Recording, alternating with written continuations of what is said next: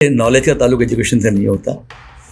Knowledge का ताल्लुक इंसान के पर्सनल पढ़ने से, मुताले से, रीडिंग से, उसकी याददाश्त से और वो दुनिया को किस नज़रिए से देखता है उससे होता है। बाबरी मस्जिद की शहादत के बाद इलेक्शन हो रहे थे, पूरा हिंदुस्तान के मुसलमान कांग्रेस से बहुत नाराज़ थे, तो सब ऑप्शन ढूंढ रहे थे, तो समाजवादी पार्टी उसमें बेस्ट ऑप्शन थी। बड़ी बात ये होती है कि पॉलिटिक्स को हमने दुकान समझ ली है। हाँ, और हेल्थी भी है और हमारे टकराव भी होता है पॉलिटिक्स। अच्छा, ऐसा नहीं कि मतलब जो आज में बोलेंगे मैं कर दूं या मैं जो बोलूं कर दूं। डिफरेंसेस भी होते हैं। डिफरेंसेस भी है और हम हेल्थी डिस्कशन भी करते हैं। लेकिन पिछले 80 साल में खास तौर से मैं मेरे शहर की बात करूंगा कि मैं आज तक उन्हीं मुद्दे पे इलेक्शन लड़ रहा हूँ जो मैं 30 साल पहले लड़ा करता था। जब मैं 95 का इलेक्शन जो मैं लड़ा था, आज 2024 का इलेक्शन उसी मुद्दे पे लड़ रहा हूँ। मैं स्कूलें बंद हो जाए, पीली स्कूल 53 साल पुरानी स्कूल बंद कर दी गई, धोखादायक है। दामनगरना का स्कूल बंद कर दी गई, धोखादायक है। खाड़ी पार में स्कूल बंद कर दी गई थी, अभी रिपेयर की जा रही है। एक ही लाइब्रेरी है शहर के अंदर, अम्बेडकर लाइब्रेरी बंद कर दी गई। हम आज भी जात बिरादरी के नाम पे वोट कास्ट करते हैं, धर्म के नाम पे वोट कास्ट करते हैं। ये मेरे गाँव का नहीं है, मेरे ज़िले का नहीं है, मेरे सरनेम का नहीं है, ये तो हिंदू है, ये तो मुसलमान है, ये तो फलाना है, ये तो ढमका है। देखिए हमारे पॉलिटिकल होने क्या होता है मालूम है? वो अच्छा अच्छी खरीदी करने वाला हो, तोड़ जोड़ करने वाला हो, पैसा दे के पटाने वाला हो लोगों को, बाइज्ड आदमी हो, अच्छा लाइजनर हो, वो उसकी दलाली चलती हो सब जगह, वो अपनी जात बिरादरी के नाम पे वोट की तकसीम करता हो। ये पॉलिटिकल है। पॉलिटिकल हमारे यहाँ इसका क्राइटेरिया पॉलिटिकल का ऐसा है, फलाना आदमी अरे वो बहुत पॉलिटिकल है, बहुत जबरदस्त तोड़ी पानी करता है। तोड़ी पानी यार कौन सा वर्ड लाया आपने? हम कांग्रेस की तरह एबी फॉर्म लेकर नहीं आए कि हम एबी फॉर्म को वोट दो। शहर कैंडिडेट को वोट करेगा, शहर लीडर को वोट करेगा। जिस शहर में 50 साल में एक स्टैंड नहीं बना सका जो शहर के लीडर्स, शहर के आमदार खासदार, उनको कोई हक नहीं वोट मांगने का। मैं उनसे तुझसे ही बात करता हूँ, वो भी मुझसे तुझसे बात करता है, थोड़ा मैं निकल जाएगा मुझसे, सॉरी महेश। लेकिन महेश मेरे बचपन का दोस्त है। महेश का काम था इशू पे काम करना, महेश ने नहीं किया, नेग्लिजेंस हो गया। महेश बैठा है कोयले की दुकान में असल में, इसलिए हमारा इख्तिलाफ है उससे। रईस भाई मेरे बहुत अच्छे दोस्त हैं, 2004 से मेरी दोस्ती है। देखिए मेरा एक पर्सनल विजन है या पर्सनल मेरी सोच है कि ये जो गठबंधन होते हैं ना, ये छोटी पार्टियों को खत्म करने के लिए बनाए जाते हैं। जिस तरह कांग्रेस ने एमपी की सीट एनसीपी को दे दी, तो एक सीट हम मांग रहे थे अगर वेस्ट की, और हम कुछ ऐसा नहीं कि ये भी फॉर्म मांग रहे थे, हम काम करके आए हुए थे। हम तो सब सर्वे कर लो, जो जीतता है उसको सीट दे दो। कांग्रेस अगर सर्वे कर लेती, महाविकास आघाड़ी का सर्वे कर लेती, अगर हमारा सर्वे में नहीं आता हम सीट छोड़ देते। लेकिन कांग्रेस ने जिद पकड़ी कि नहीं हम लड़ाएंगे। ठीक है भाई आप लड़ाओ, अरे लड़ाना है तो आपका कैंडिडेट किधर है आपके पास? बोलना चाह रहे कि जो दयानंद चोरगे कांग्रेस के कैंडिडेट है वो रेसिडेंट ही नहीं है भिवंडी में, कोई वो कहीं भी लड़ सकते हिंदुस्तान से। लेकिन ये शहर में अगर माइनॉरिटी के शहर है, आपको सीट माइनॉरिटी को देनी चाहिए थी ना। एमपी इलेक्शन में हमको एक भी सीट नहीं दी गई, माइनॉरिटी को एक भी सीट दिया क्या इन्होंने? महाविकास आघाड़ी ने क्यों नहीं दिया भाई? बोले इनको वोट नहीं मिलता, तो हमारी कौन सी मजबूरी हम किसी और को वोट करें? मैं कांग्रेस के कैंडिडेट से पूछता हूँ क्या विजन लेकर आए? आपने मुझसे सवाल किया क्या विजन, मैंने विजन बताया, उसको पूछो क्या विजन लाया उसने। उन्होंने उनको धक्का आगे पे खड़ा कर दो, उनको बोलो कि सर ईदगाह थॉट हाउस जाना है, और बाइक से जाके बता दे, कि उनको रास्ते ही नहीं पता है। ऐसा वो जाके बता दे ना, आप एक्सपीरियंस कर लो ना उनका। कांग्रेस के एनसीपी के जो लीडर हमारे बीच से जाते हैं, तो वहाँ जाके मुस्लिम के नुमाइंदे नहीं रहते, वो जाके पार्टी के नुमाइंदे बन जाते हैं। वो हमारे मसाइल उठाने के अंदर हिम्मत और ताकत नहीं रहती। और ऐसे लोग जिनको काम करने नहीं आता है वो राज करते हैं। जिनको एजेंडा बोलने नहीं आते, एजेंडा, वो एजेंडा बोलते हैं। मैंने ऐसे लोग को भी कॉर्पोरेशन में देखा है जो एजेंडा बोलते हैं। क्या मुद्दा है भाई? वो क्या मुद्दा लेके चल रहे हैं? वो क्यों खड़े हैं? जब कांग्रेस ने आपको टिकट नहीं दिया, समाजवादी से आप कह रहे हैं कि समाजवादी के कैंडिडेट खड़े हो गए, तो कांग्रेस का भी तो कैंडिडेट खड़ा हुआ है कांग्रेस, हम इसकी कोई बात नहीं करता। बंडखोरी तो वहाँ भी हुई है, हम बंडखोरी नहीं की, हम तो एक पार्टी है, हम हमारे एबी फॉर्म पे इलेक्शन लड़ रहे हैं। बेचारा वो फंस गया आके कांग्रेस का कैंडिडेट, वो उसको सपोर्ट कर रहे हैं, और वो जाके उनसे बात बैठ के कितनी फोटो तस्वीरें चल रही है, वो कहाँ से बिलोंग करती हैं, क्यों लड़ रहे हैं, वो कहाँ मेहनत कर रहे हैं।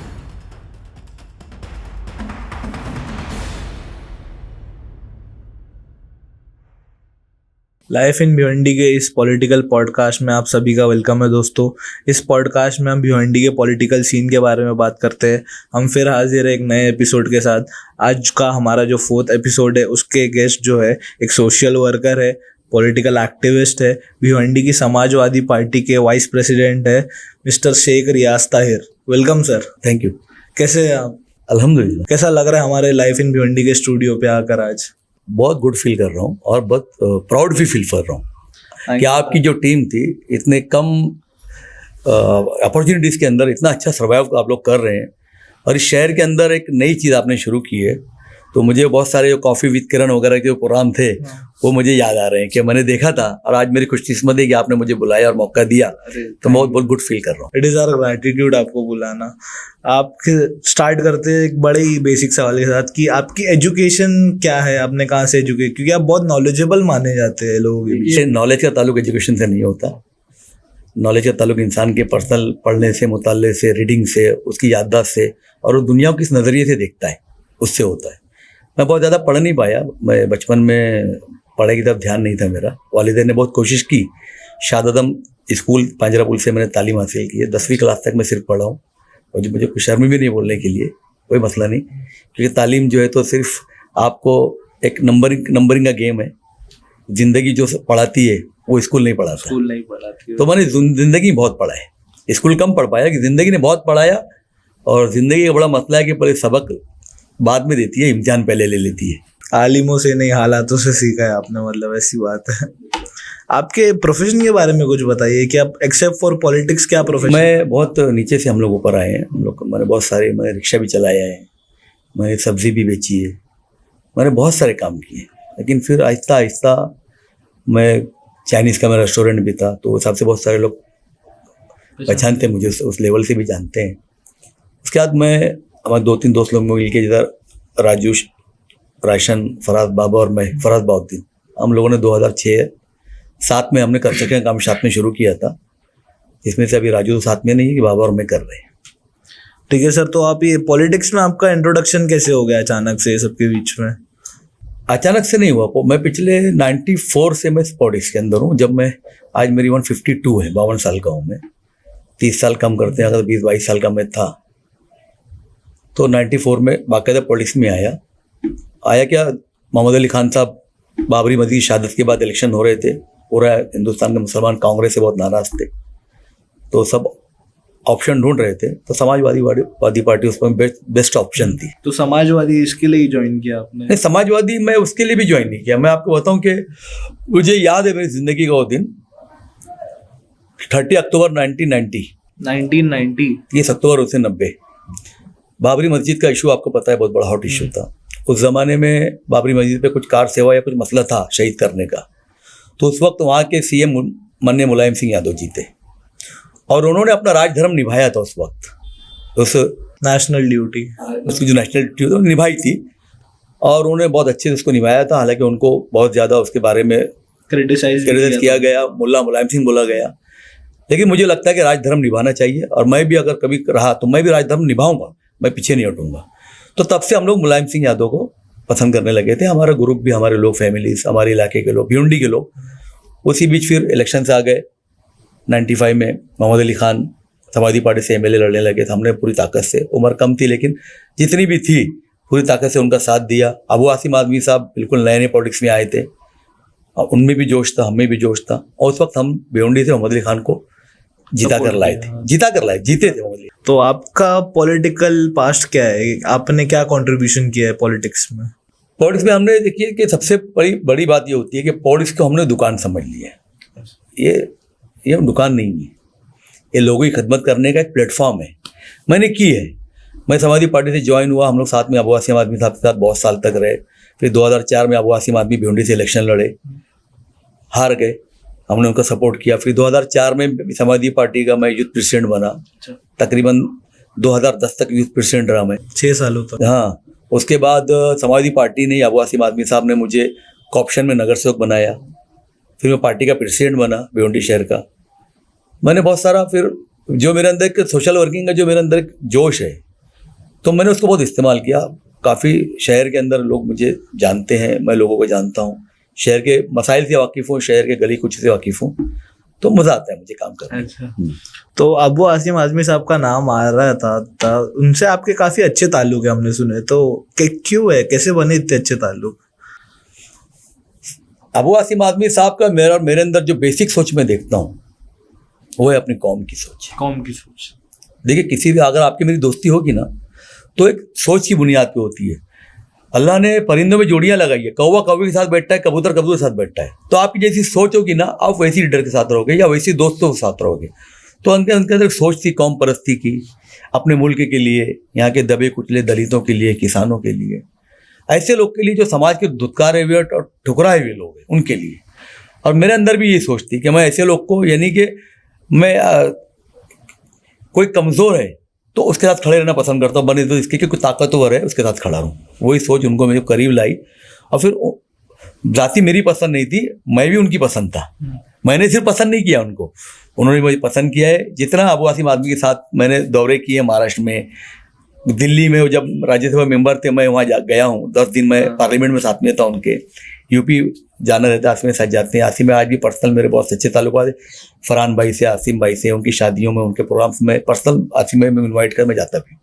ये उनकी मोहब्बत है मेरे साथ। हेल्दी पॉलिटिकल फ्रेंडशिप भी बोल सकते हैं। हाँ, और हेल्थी भी है और हमारे टकराव भी होता है पॉलिटिक्स में। अच्छा, ऐसा नहीं कि मतलब जो आसिम बोलेंगे मैं कर दूं या मैं जो बोलूं कर दूं। डिफरेंसेस भी होते हैं। डिफरेंसेस भी है और हम हेल्थी डिस्कशन भी करते हैं। अच्छी बात और आसिम भाई के अंदर खूबी ये है कि आसिम भाई अगर कहीं पे ऐसा लगता है कि वो गलत सिमत है और किसी हमने बोल दिया है, किसी ने बोला, आसिम भाई इस चीज़ को मान लेते हैं। ये एक बड़े लीडर की नहीं, एक बड़े इंसान की निशानी है। ये निशानी उनके अंदर है, वो बात को मान जाते हैं। तो आने वाले इलेक्शन आ रहे हैं जो, उसके बारे में कुछ बताइए। देखिए, इलेक्शन जो है ना, हिंदुस्तान में इलेक्शन आपको एक मौका देता है कि आप अपनी चीज़ों को चेंज कर सके, तब्दील कर सके। लेकिन पिछले 80 साल में, ख़ास तौर से मैं मेरे शहर की बात करूंगा कि मैं आज तक उन्हीं मुद्दे पे इलेक्शन लड़ रहा हूँ जो मैं 30 साल पहले लड़ा करता था। जब मैं 95 का इलेक्शन जो मैं लड़ा था, आज 2024 का इलेक्शन उसी मुद्दे पे लड़ रहा हूँ। मैं लड़ रहा हूँ रोड, मैं लड़ रहा हूँ गटर, मैं लड़ रहा हूँ पानी, मैं लड़ रहा हूँ हेल्थ, मैं लड़ रहा हूँ एजुकेशन, बेसिक कम्युनिटीज के लिए। बेसिक। मैं सिलिकॉन वैली नहीं मांग रहा हूँ, IT सेक्टर नहीं मांग रहा हूँ भाई, मैं मेडिकल कॉलेज नहीं मांग रहा हूँ, मैं पानी मांग रहा हूँ, मैं कचरा उठाने की बात कर रहा हूँ, मैं गटर बनाने की बात कर रहा हूँ। जो बेसिक नीड्स है, जो प्रोवाइड हो जानी चाहिए थी, और यहाँ पे इश्यूज खत्म हो जाने चाहिए थे। ज्योग्राफियाई तौर पे आप 20 किलोमीटर दूर बॉम्बे ठाणे से हैं, लेकिन इंफ्रास्ट्रक्चर के मामले में आप 100 साल पीछे हैं। डेवलपमेंट बहुत स्लो, कुछ नहीं है, जीरो है।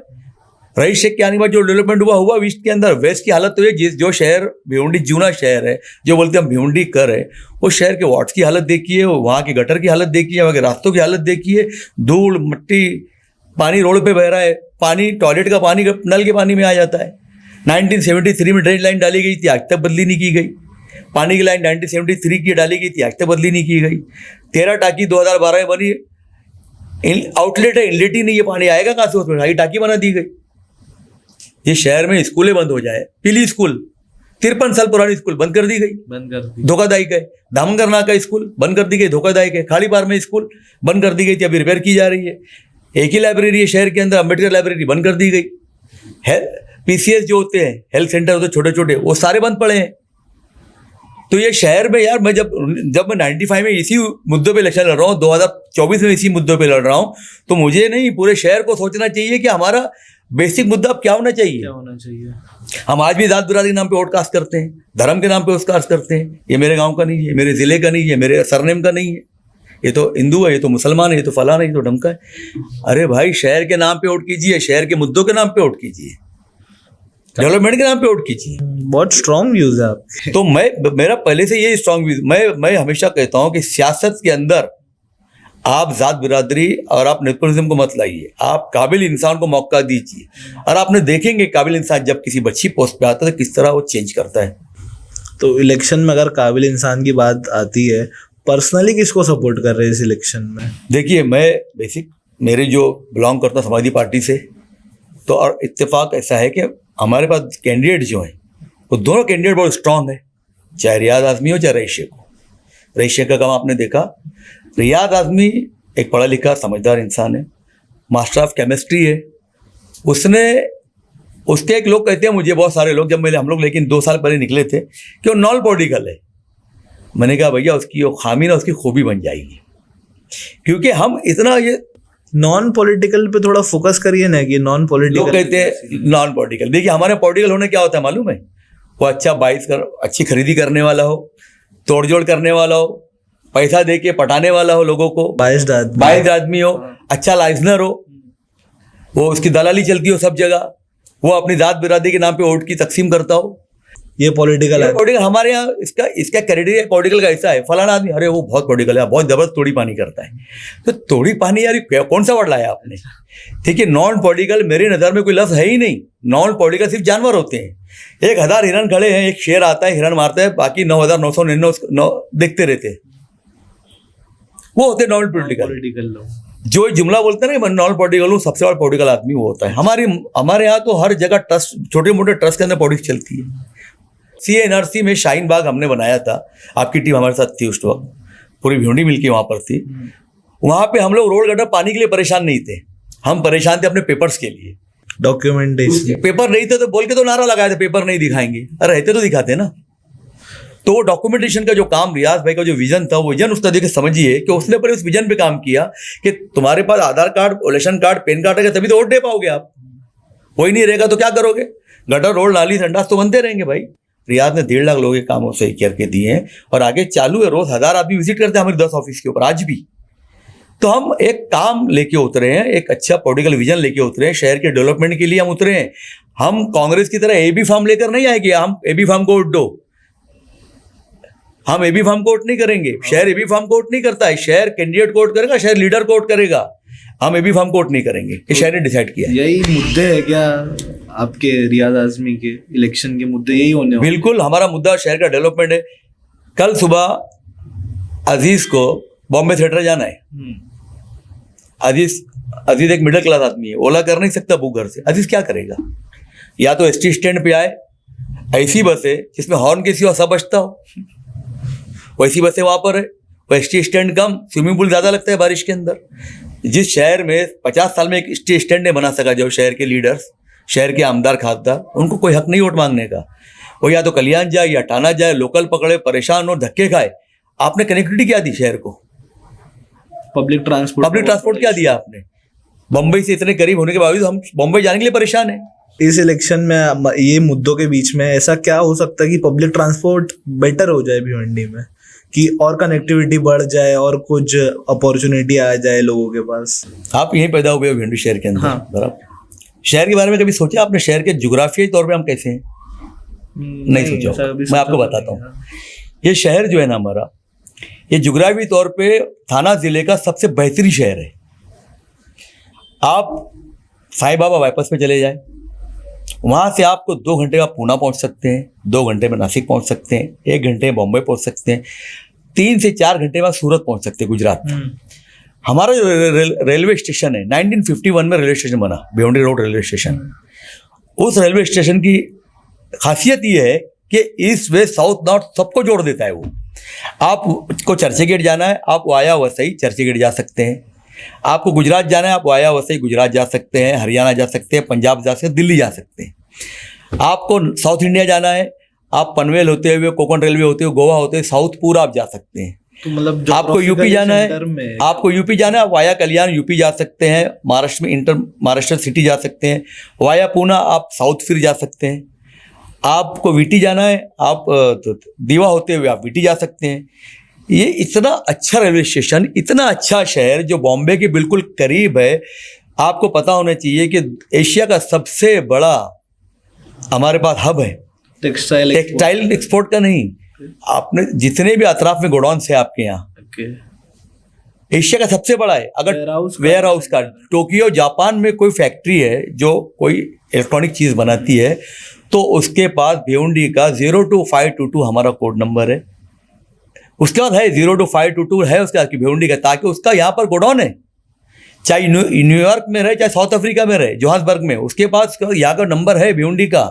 और इतना बड़ा वेयर हाउस हब होने के बावजूद, टेक्सटाइल हब होने के बावजूद, शहर ने अगर तरक्की नहीं किया है, तो मैं शहर के लोगों को भी और ख़ुद को भी इसका जिम्मेदार मानता हूँ। और सबसे बड़ा जिम्मेदार इस शहर के उन नेताओं को मानता हूँ जो आमदार खासदार रहे और जिन्होंने इस शहर के लिए, इस शहर के डेवलपमेंट के लिए बहुत बेसिक चीज़ें नहीं सोची। लोकल शुरू करा सकते थे वसई से, नहीं कराई गई। दिन में सिर्फ 4 लोकल है, दिन में 10 लोकल दे दिए होते हमको वीटी के लिए, चर्चगेट के लिए, नहीं शुरू कराई गई। यहाँ से इतना बड़ा नॉर्थ इंडिया के हमारे यहाँ लोग रहते हैं, इलाहाबाद, आजमगढ़, प्रतापगढ़, जौनपुर, गोरखपुर, पटना, बंगाल, यहाँ से आज तक एक टर्मिनल शुरू नहीं कराया गया। कि अभी रोज की 2 से 4 गाड़ी भिवंडी रोड स्टेशन से नॉर्थ इंडिया जाएगी या साउथ इंडिया जाएगी। गुजरात गाड़ियाँ जाती है, लेकिन नॉर्थ इंडिया के लिए गाड़ी नहीं है, उत्तर प्रदेश के लिए, बिहार के लिए गाड़ी नहीं है। और ज़्यादातर जो आमदार खासदार बने वो उत्तर प्रदेश से बिलोंग करने वाले लोग थे अपने यहाँ पर, क्योंकि शहर में ज़्यादातर वहीं से आए हुए लोग हैं। इस शहर में यहाँ के लोकल लोग कम है, लेकिन नहीं किया गया। वो विजन की कमी है। तो ये विजन समाजवादी पार्टी ये लेके विजन चल समाजवादी पार्टी है, समाजवादी पार्टी के पास ही ये विजन है। रईस शेख साहब जब यहाँ पर आमदार बने, हमने यही पहले बात की थी। हम हुकूमत में नहीं रहते ना, हम 1 या 2 जीत कर आते हैं। हम क्रॉस फंडन कर सकते हैं, लेटर दे सकते हैं, धरना मोर्चा कर सकते हैं, लेकिन जो पार्टियां हुकूमत में रही उन्होंने भी कुछ नहीं सोचा। 10 साल रुपेश मात्रे रहे, उनका काम था। 10 साल से महेश चौगले हैं, 2 टर्म से महेश का काम था। महेश मेरा बचपन का दोस्त है। अच्छा, महेश चौगले से मैं उससे तुझसे ही बात करता हूँ, वो भी मुझसे तुझसे बात करता है। थोड़ा निकल जाएगा मुझसे, सॉरी महेश, लेकिन महेश मेरे बचपन का दोस्त है। महेश का काम था इशू पे काम करना, महेश ने नहीं किया, नेग्लिजेंस हो गया। महेश बैठा है कोयले की दुकान में असल में, इसलिए हमारा इख्तिलाफ है उससे। अच्छा, तो 2019 में भी आपने रईस शेख को वो सपोर्ट किया था इलेक्शन। रईस भाई मेरे बहुत अच्छे दोस्त हैं, 2004 से मेरी दोस्ती है। और 2012 में जब वो इलेक्शन लड़े गोवंडी से, तो मैं उनके लिए 1 आध हफ्ता या 10 दिन में वहाँ था। मैंने बहुत मेहनत भी की थी। अल्लाह का शुक्र, जीत हार अल्लाह के हाथ में, अपना 100% देना रहता है। वो वहाँ से भी जीते, गोवंडी को अच्छा बनाया। अब वो आसिम आदमी साहब वो आमदार थे उस टाइम पे, उनके लिए इलेक्शन और आसान हो गया था। फिर वो भाई कल्ला से जीते, भाई कल्ला में अच्छा काम किया। उसी काम को देखते हुए अबू आसिम आदमी साहब का एक जो कॉन्सेप्ट था कि भिवंडी को एक तरक्की याफ्ता भिवंडी बनाऊंगा, ठीक है, 25 साल लगा उनको सोच को पूरा करने में, लेकिन उन्होंने करके दिखाया। लेकिन ये वेस्ट में तो अभी एक प्रॉब्लम ये आ गया कि महाविकास आघाड़ी से समाजवादी का एक्सक्लूजन बोलो, जो भी हुआ है, सामने कांग्रेस के कैंडिडेट है, ऐसा क्यों हुआ? देखिए, मेरा एक पर्सनल विजन है या पर्सनल मेरी सोच है कि ये जो गठबंधन होते हैं ना, ये छोटी पार्टियों को खत्म करने के लिए बनाए जाते हैं। उधर भी 2 दल हैं अपने, राइट और लेफ्ट। राइट लेफ्ट की विंग भी इसीलिए करती है कि राइट विंग की जो छोटी छोटी पार्टियां खत्म हो जाए, और लेफ्ट विंग की भी जो गठबंधन होते हैं इसलिए लेफ्ट की छोटी पार्टी खत्म हो जाए। समाजवादी पार्टी महाराष्ट्र में छोटी पार्टी है, लेकिन हिंदुस्तान की तीसरी बड़ी पार्टी है। 37 सीट हमारी है। पहले बीजेपी है, फिर कांग्रेस है, फिर हम है। हम हिंदुस्तान की तीसरी बड़ी पार्टी है। और अब की बार 400 पार का नारा अगर किसी ने रोका है तो समाजवादी ने रोका है भाई साहब। कांग्रेस का 0 वहां पर, ना कांग्रेस के पास यूपी में, ना उनके पास ना संगठन था, ना कैंडिडेट्स थे। हमने 15, 16 सीट, 17 सीटें उनको दे दी, अपना संगठन दे दिया। उनका कैंडिडेट, हम कैंडिडेट दिए उनको, 2 सीट के ऊपर से आज 6 सीट पर लेकर आ गए। ये समाजवादी पार्टी की देन थी। तो कांग्रेस को बड़ा डील करना चाहिए था। जिस तरह कांग्रेस ने एमपी की सीट एनसीपी को दे दी, तो 1 सीट हम मांग रहे थे अगर वेस्ट की, और हम कुछ ऐसा नहीं कि ये भी फॉर्म मांग रहे थे, हम काम करके आए हुए थे। हम तो सब बोले सर्वे कर लो, जो जीतता है उसको सीट दे दो। कांग्रेस अगर सर्वे कर लेती, महाविकास आघाड़ी का सर्वे कर लेती, अगर हमारा सर्वे में नहीं आता हम सीट छोड़ देते। लेकिन कांग्रेस ने जिद पकड़ी कि नहीं हम लड़ाएंगे। ठीक है भाई, आप लड़ाओ। अरे लड़ाना है तो आपका कैंडिडेट किधर है आपके पास? आपको तो इंपोर्ट करना पड़ता है। समाजवादी पार्टी में 10 कैंडिडेट खड़े। आज रियाज शेख को आसिम में बोले कि आपको लड़ना है, मैं अभी खड़ा हो जाऊँ लड़ने के लिए, और मैं अपने आप को काबिल इतना महसूस करता हूँ मैं लड़ सकता हूँ। अवाम मेरे साथ रहेगी, इंशाल्लाह जीत हार का फैसला अल्लाह करेगी। तुम्हारे पास कैंडिडेट नहीं है, तुम इंपोर्ट कर रहे हो। जब तुम्हारे पास इतना मामला है कि तुम किसी को खड़ा नहीं कर सकते, कोई इतना कैपेबल नहीं है कि वोट ले सके, लोगों में जा सके, कुछ कर सके, तुमने बाहर से कहीं से एक आदमी लाया, खड़ा कर दिया, तो उससे अच्छा हमको सीट दे दी होते यार। अवाम में भी फॉर्म को वोट नहीं करती। आप बोलना चाह रहे हैं कि जो दयानंद चोरगे कांग्रेस के कैंडिडेट है वो रेसिडेंट ही नहीं है भिवंडी में? कोई वो कहीं भी लड़ सकते हिंदुस्तान से, लेकिन ये शहर में अगर माइनॉरिटी के शहर है, आपको सीट माइनॉरिटी को देनी चाहिए थी ना। हम 27 सीटें महाराष्ट्र में ऐसी है जहां माइनॉरिटी जीत के आ सकती है, लेकिन दिन पे दिन हमारी जो संख्या का तादाद कम होती जा रही है। एमपी इलेक्शन में हमको एक भी सीट नहीं दी गई, माइनॉरिटी को एक भी सीट दिया गया इन्होंने, महाविकास आघाड़ी ने क्यों नहीं दिया भाई? बोले इनको वोट नहीं मिलता। तो हमारी कौन सी मजबूरी हम किसी और को वोट करें? मेरी कोई मजबूरी नहीं है, मैं नोटा दबाऊंगा, जाके ऑप्शन दिया है। जरूरी नहीं कि मैं किसी को वोट कर दूं। मैं एबी फॉर्म को वोट नहीं करूंगा, मैं लीडर को वोट करूंगा। मैं कांग्रेस के कैंडिडेट से पूछता हूँ क्या विजन लेकर, आपने मुझसे सवाल किया क्या विजन, मैंने विजन बताया, उसको पूछो क्या विजन लाया उसने, उन्होंने, उनको ज़कात लाके पे खड़ा कर दो, उनको बोलो कि सर ईदगाह थर्ड हाउस जाना है, और बाइक से जाके बता दे। तो उनको रास्ते ही नहीं पता है ऐसा, वो जाके बता दे ना, आप एक्सपेरिमेंट कर लो ना उनका। मैं बोलता हूँ आप माइनॉरिटी का शहर था, आपका काम था माइनॉरिटी को टिकट देते ना। फिर हम खड़े रहते तो हम जवाबदार रहते कि शहर हम वोट हम काट रहे हैं। पिछले 2 इलेक्शन हम नहीं लड़े, 14 का 19 का, कौन जीता वेस्ट में? महेश चौगले। तो जब तुम्हारी ताकत ही नहीं है कि तुम गठबंधन में बीजेपी को हरा नहीं सक रहे, तो तुम्हारा काम तो जो हरा सकता है उसको दे देते। समाजवादी पार्टी बिल्कुल सक्षम है, पूरी ताकत में है कि बीजेपी को यूपी में जब हम शिकस्त दे सकते हैं तो हम महाराष्ट्र में भी देंगे। और भिवंडी में खास तौर से मैं आपको बताता हूँ कि इंशाअल्लाह ताला हम जीत की तरफ जा रहे हैं और अवाम का सपोर्ट वन साइड हमको मिल रहा है। तो अगर कम्युनिटी रिप्रेजेंटेशन की बात आती है तो AIMIM और समाजवादी की हेल्दी राइवलरी रहती है कि हम दोनों मुस्लिम्स को रिप्रेजेंट करते हैं। देखिए ये सिर्फ महाराष्ट्र की बात है, ये सिर्फ महाराष्ट्र में ऐसा फील होता है। समाजवादी पार्टी हिंदुस्तान के हर जात धर्म हर तबके को जो रिप्रेजेंट करती है। महाराष्ट्र में इत्तेफाक से हमारे जो प्रेसिडेंट है अबू आसिम वो मुस्लिम है, तो वो एक नैरेटिव से वो कर दिया गया है कि वो ये मुस्लिम की तरफ ज्यादा सपोर्ट बेस ज्यादातर मुस्लिम इश्यूज मुस्लिम के ज्यादा है ना। अगर मैं ये कहूँ कि रामदास अठौले सिर्फ दलितों के लीडर है तो लोग को बुरा नहीं लगता है, क्यों नहीं लगता भाई? मैं कहूँ कि फडणवीस सिर्फ सो कॉल्ड हिंदुओं के लीडर है तो लोग, लेकिन खाली मुसलमान लीडर क्यों?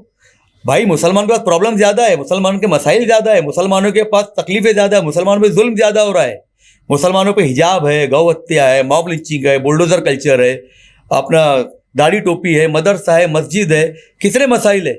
अब उस पर अगर आसिम भाई बोले या असद अवीसी साहब बोले तो उसका मतलब ये नहीं कि मुस्लिम को रिप्रेजेंट करते हैं। समाजवादी पार्टी पूरे हिंदुस्तान के अंदर हर जात तरफ के तबके को लेके चलती है। वो यहाँ इत्तेफाक से ऐसा है कि अबू आसिम आदमी साहब मुसलमानों के मसाइल ज्यादा इसलिए उठाते हैं कि हमारे मसाइल उठाने वाला कोई नहीं है। कांग्रेस के एनसीपी के जो लीडर हमारे बीच से जाते हैं तो वहाँ जाके मुस्लिम के नुमाइंदे नहीं रहते, वो जाके पार्टी के नुमाइंदे बन जाते हैं। वो हमारे मसाइल उठाने के अंदर हिम्मत और ताकत नहीं रहती। तो पूरे हिंदुस्तान का मुसलमान दलित पिछड़ा आसिम भाई को अपने मसाइल लिख कर देता है, आसिम भाई उसके दौड़ते हैं, बात करते हैं तो ऐसा लगता है कि मुस्लिम क्या है, मुस्लिम को ऐसा कुछ नहीं है, फील होता है। हाँ ये फील होता है और ये एक नैरेटिव सेट किया गया है मीडिया की तारीफ से। तो जैसे ईस्ट में रईस शेख साहब ने भिवंडी में बहुत अच्छा काम किया है, लोग देख रहे हैं, डेवलपमेंट है, तो वेस्ट में भी समाजवादी पार्टी वैसे ही काम करने का ट्राई करेगी? ट्राई नहीं, समाजवादी ही कर सकती है। ये शहर की बड़ी बदकिस्मती ये है कि हमारे यहाँ पे टैलेंट सड़कों पे जिंदाबाद के मुर्दाबाद के नारे लगाता है और ऐसे लोग जिनको काम करने नहीं आता है वो राज करते हैं। जिनको एजेंडा बोलने नहीं आते, एजेंडा वो एजेंडा बोलते हैं। मैंने ऐसे लोग को भी कॉर्पोरेशन में देखा है जो एजेंडा बोलते हैं और जो जाके ऑफिसर जो रहते हैं नगर सेवक जो ऑफिसर उनका जाके उनको साहब बोलते हैं। साहब बोलना चाहिए, अच्छी बात है, लेकिन आपको एक सेल्फ रिस्पेक्ट रख के अपनी बात करनी चाहिए।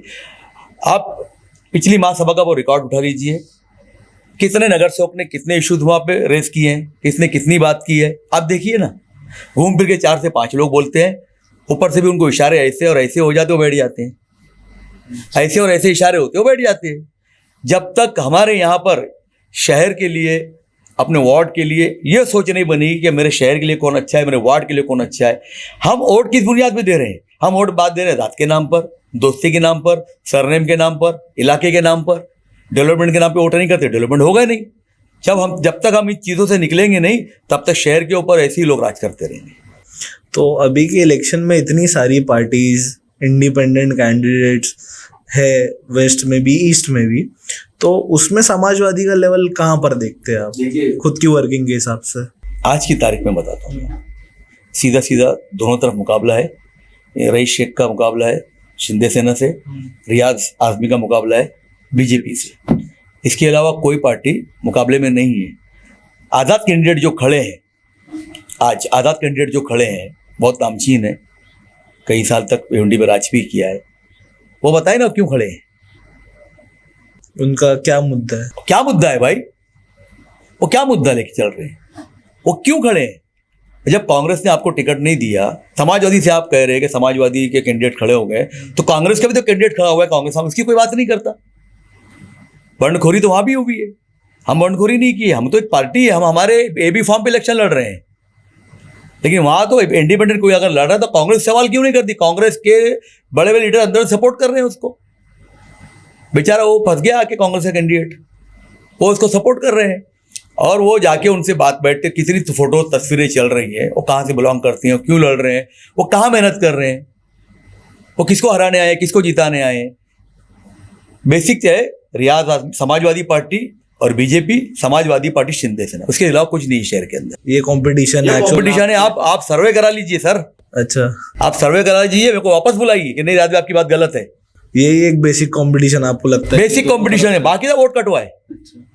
जैसे एक सवाल है, हमने AIMIM के कैंडिडेट वारिस पठान से भी किया था कि जो वेस्ट में फाइट है उसमें फर्स्ट पोजीशन विनिंग स्पॉट पे तो बीजेपी के कैंडिडेट है, बाकी सब जो कर रहे हैं वो सेकंड पोजीशन के लिए कर रहे हैं। इस पे आप क्या ये बोलते सवाल उठता है ना, ये सवाल इसलिए उठता है कि ये बीजेपी का जो वोट है उसके बाद एक ही ऑप्शन है बीजेपी, लेकिन बीजेपी का जो अगेंस्ट वोट है वो 4 ऑप्शन लेके चल रहा है।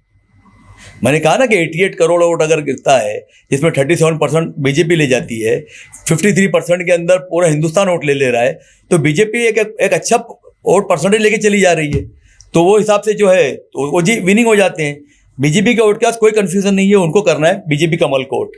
लेकिन बीजेपी के अगेंस्ट का जो वोट है, जो सेकुलर वोट है, जो देश हित में पड़ने वाला है, जो देश की अखंडता, एकता, हिंदू मुस्लिम भाईचारे के लिए पड़ने वाला है, वो 4 ऑप्शन लेके चल रहा है।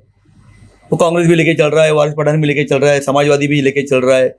तो ऐसा नहीं चलेगा ना। शहर को एक बार सोच के आप जब एक ताकत लगाकर आपको दिखता है जो बीजेपी को हरा सकता है, और मेरा तो ये मानना है कि किसी को हराने के लिए वोट मत कीजिए, अपने कैंडिडेट को जिताने के लिए वोट। निगेटिव मेंटेलिटी आपको कहीं का नहीं रखती है। आप पॉजिटिव से नहीं, शहर के लिए वोट करूंगा, शहर के हित में वोट करूंगा और शहर को वोट करूंगा, तो रियाज आजमी से बेस्ट ऑप्शन आपके पास नहीं है। अगर कैंपेनिंग की बात आती है वेस्ट में और ईस्ट में, तो जैसे रियाज आजमी और रईस शेख के थोड़े डिफरेंसेस है, हम सभी को पता है, तो क्या वो एक दूसरे की कैंपेनिंग का हिस्सा बनेंगे? देखिए, रियाज आजमी कैंडिडेट है, रईस शेख कैंडिडेट है, वो दोनों एक दूसरे की कैंपिंग करे नहीं करे, पार्टी दोनों तरफ कैंपिंग कर रही है, ईस्ट में भी कर रही है, वेस्ट में भी कर रही है, पार्टी के लोग भी कर रहे हैं। संगठन जो होता है ना वो इलेक्शन लड़ाता है, कैंडिडेट इलेक्शन लड़ता है। तो रईस शेख जाके गली गली माइक लेके नहीं घूमेंगे ना, रियाज घूमेंगे उनके लिए। बेसिक है कि पार्टी में पार्टी का वाइस प्रेसिडेंट हूँ, पूरी जिम्मेदारी से कर रहा हूँ। पार्टी दोनों तरफ दोनों कैंडिडेट्स को लड़ा रही है, और पार्टी जो है कभी भी भेदभाव नहीं करती। हमारी पार्टी छोटी है तो इख्तिलाफ दिख जाते हैं। कांग्रेस में कितने गट है यहाँ पर, सेना में कितने गट हो गए, राष्ट्रवादी में कितने गट है। हमारी पार्टी छोटी है ना, 2-4-5 लोग हैं तो दिख जाता है हमारा। लेकिन आप देखिए, जाके मालूमात लीजिए कांग्रेस से, वहाँ पे भी डिफरेंसेस है लोगों की, हद से ज्यादा है भाई, हद से ज्यादा है। हम तो हमें हराने की कोशिश तो नहीं कर रहे ना एक दूसरे को। हम आजाद कैंडिडेट को रईस शेख के मुकाबले सपोर्ट तो नहीं कर रहे, या रईस शेख हमारे मुकाबले किसी को सपोर्ट नहीं कर रहे हैं, लेकिन हम तो कांग्रेस सपोर्ट कर रही है दूसरों को, आजाद कैंडिडेट को। तो हमारे डिफरेंसेस बहुत कम है, बहुत लो लेवल के हैं। हमारे पास एक ही हमारा सेंटर ऑफ पावर है, अबू आसिम आदमी। हम वहां से जो पावर मिलती है हम उसी हिसाब से काम करते हैं, जो पार्टी से ऑर्डर आता है वो काम करना है, दैट्स ऑल। ठीक है। एक बात ये भी थी कि मिस आउट हो गया थोड़ा आपके उसमें, कि भिवंडी के डेवलपमेंट की जब बात आती है, जल्दी कोई health care, IGM, government hospital की बात नहीं करता। देखिए, 1983 में IGM बना, उस वक्त भिवंडी की आबादी 3 से 4 लाख होगी, अब 5 लाख होगी, ज्यादा तो नहीं होगी, 5 लाख तो नहीं होगी मेरे ख्याल से। 100 बेड का हॉस्पिटल बना, कसरा घाट से लेके भिवंडी जकात नाके तक और वाड़ा से लेके भिवंडी तक एक ही ट्रॉमा सेंटर है, वो IGM है। होना ये चाहिए था कि सिविल हॉस्पिटल इसको जब बनाया गया तो पूरे इसके अंदर फैसिलिटी देनी चाहिए थी। देखिए, हॉस्पिटल आपने बना दिया, पतरे लगा दिए, उसके ऊपर टाइल्स फिट कर दी, उसके अंदर गद्दी बिछा दिए, उसके अंदर बेड ला के रख दिए, ये काम नहीं है। उसके अंदर होना चाहिए, डॉक्टर होने चाहिए, उसके अंदर स्टाफ होना चाहिए, उसके अंदर ऑपरेशन होने चाहिए, उसके अंदर फैसिलिटीज होनी चाहिए, जो मेडिकल फैसिलिटी होनी चाहिए, वो कहाँ है? आज 15 लाख की आबादी है तो भी 100 बेड का हॉस्पिटल है, 3 लाख की आबादी थी तो भी 100 बेड का हॉस्पिटल। मतलब उसका डेवलपमेंट नहीं हुआ है ना, उसका डेवलपमेंट हुआ है, उसके कॉन्ट्रैक्टर का। अच्छा, डेवलपमेंट हुआ है उसके कॉन्ट्रैक्टर का। IGM में क्या होता है, किसको पता है क्या? नहीं भाई, आप प्रेस वाले हो ना, आपको पता होना चाहिए कि IGM का मंथली बजट क्या है।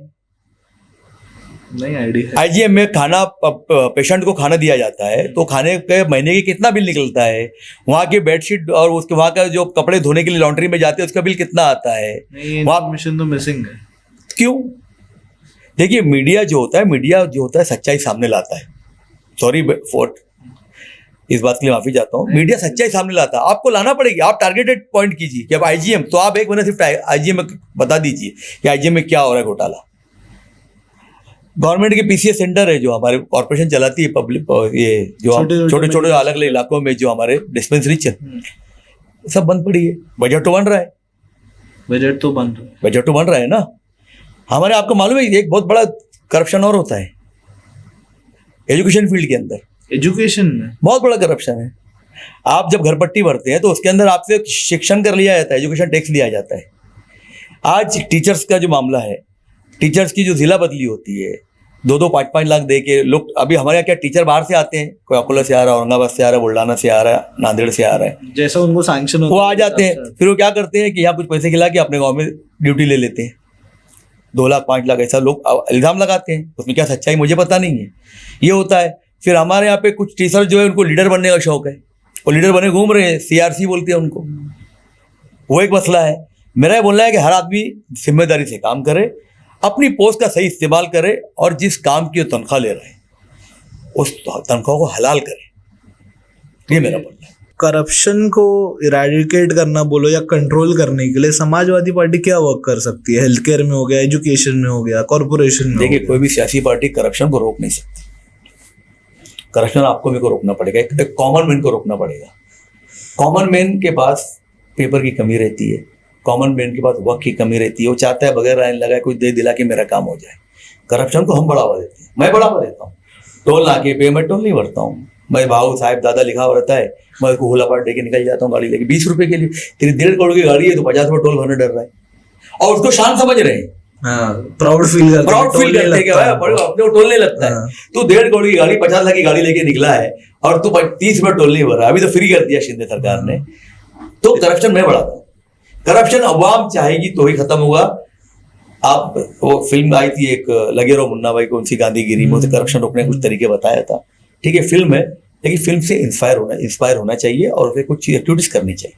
तो भिवंडी के लोगों के लिए कुछ मैसेज देना चाहेंगे? भिवंडी मेरा बहुत प्यारा शहर है।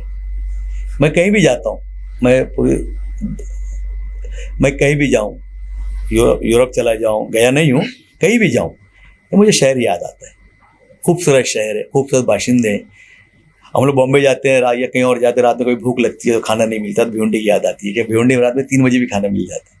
एक ही संदेश है मेरे नौजवान दोस्तों से, भाइयों से, टाइम पास मत कीजिए। आप बहुत टाइम पास करते हैं। ये होटलों पर रात में 3-3 बजे बैठना, फजर में घर पे जाना, दोपहर में सो के उठना, उसके बाद कोई काम नहीं करना, और ये फालतू जिंदाबाद मुर्दाबाद। एक अपने आप को तैयार कीजिए आने वाली नस्लों के लिए। जिस तरह गटर में, सब गंदगी में, टूटी सड़कों पर हम जी के पल के बड़े हुए हैं ना, हमारी नस्लें उस तरह ना बढ़े। हमारी नस्लें एक साफ सुथरा भिवंडी, एक हेल्थी भिवंडी, एक खूबसूरत भिवंडी, एक नॉन पोल्यूशन भिवंडी, एक ऐसा भिवंडी कि जहाँ पे आने के लोग सपने देखें, उसको बनाने के लिए आज से कोशिश कीजिए। 100 किलोमीटर भी चलना है तो पहला कदम उठाना पड़ेगा। वो कदम आपको, मेरे को, मेरे बेटे को, मेरे भतीजों को, आपको सबको उठाना पड़ेगा। शहर की तरक्की के लिए, शहर के अपने बच्चों के मुस्तकबिल के लिए, शहर की एकता अखंडता के लिए, देश के लिए अब की बार ऐसे लोगों को चुनाव करें जो शहर को दे सके, ना कि जात बिरादरी के नाम पर। आपका दिल बड़ा मुफ्ती है, वो पहले फतवा देगा कौन अच्छा शहर के लिए। आप उस मुफ्ती के फतवे पे अमल कीजिए, दिल आपका फतवा देगा। और शहर की तरक्की के लिए vote for change, vote for development, vote for India, बस मेरा इतना नारा है। और मैं चाहूँगा आखिरी में कि समाजवादी वोट कीजिए। ये सेशन बहुत अच्छा था। यहाँ पे आने के लिए बहुत थैंक यू भाई, आपने बुलाया, आपका शुक्रिया। बहुत शुक्रिया। मुझे बातें पहुँचाने का एक अच्छा जरिया मिला है और मैं चाहूँगा आइंदा मुझे कुछ बात हो तो पहुँचानी अगर है तो मैं सामने से आपसे मिलूँ, और मुझे कोई बातें पहुँचे तो मुझे उम्मीद है कि आप मुझे मौका देंगे कि मैं अपनी बातें रखूँ। जरूर सर, जरूर। शुक्रिया, थैंक यू, जय हिंद, जय समाज। That is it for today. Video को लाइक करें, शेयर करें, चैनल को सब्सक्राइब करें। ऐसे नए पॉडकास्ट एपिसोड के लिए हम किसको गेस्ट बुलाना चाहिए, अपना ओपिनियन कमेंट सेक्शन में बताएं। इस वीडियो के बारे में आपके क्या ओपिनियन है कमेंट सेक्शन में ज़रूर बताएं, और ऐसे ही अपडेट्स के लिए हमारे साथ बने रहे लाइफ इन भिवंडी पे।